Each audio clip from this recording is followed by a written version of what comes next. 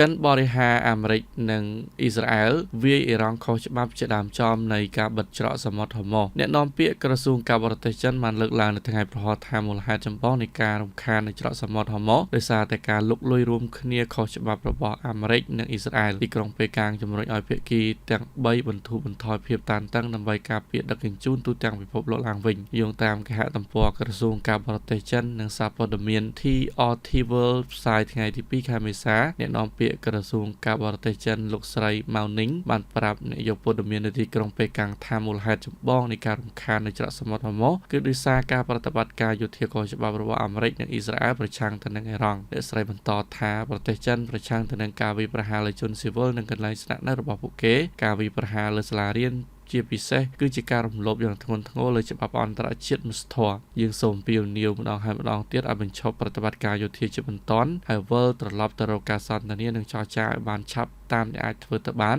ដើម្បីការពារគ្រោះមហន្តរាយមនុស្សធម៌កាន់តែអាក្រក់ការថ្លែងរបស់ប្រទេសចិនកើតឡើងជាការឆ្លើយតបទៅនឹងការអត្ថាធិប្បាយរបស់ប្រធានាធិបតីលោកដូណាល់ត្រាំនៅថ្ងៃមុនមួយថ្ងៃថាអាមេរិកស្ទើរតែគ្មានការនាំចូលប្រេងតាមរយៈច្រកសមុទ្រហូម៉ូលោកត្រាំបន្តថាហើយប្រទេសនានាក្នុងពិភពលោកដែលទទួលបានប្រេងតាមរយៈច្រកសមុទ្រហូម៉ូត្រូវតែថែរក្សាផ្លូវនេះពួកគេត្រូវតែថែរក្សាវាយើងក៏បានណែនាំប្រទេសដែលមិនអាចទទួលប្រេងឥន្ធនៈពីច្រកនេះគួរតែទិញប្រេងពីអាមេរិកឬបង្កើតភាពក្លាហានចាំតតែច្រកនេះបើកឡើងវិញហើយទៅយកប្រេងខ្លួនឯងទៅគូបញ្ជាក់ថាប្រទេសចិននាំចូលថាមពលភាគច្រើនមកពីមជ្ឈមបូព៌ាបន្ទាប់ពីមានចំនួននេះនាវាចំនួន3គ្រឿងរបស់ទីក្រុងប៉េកាំងដែលទើបបានឆ្លងកាត់ច្រកសមុទ្រហូម៉ូស្ថិតនៅក្រោមការគ្រប់គ្រងរបស់អ៊ីរ៉ង់ចាប់តាំងពីអាមេរិកនិងអ៊ីស្រាអែលបើកការវាយលុកលុយគ្នាលើប្រទេសអ៊ីរ៉ង់នៅថ្ងៃទី28ខែកុម្ភៈដែលបានសម្លាប់មនុស្សជាង1340នាក់រួមទាំងមេដឹកនាំកំពូលលោកអាយ៉ាតុលឡាអាលីខាមេនី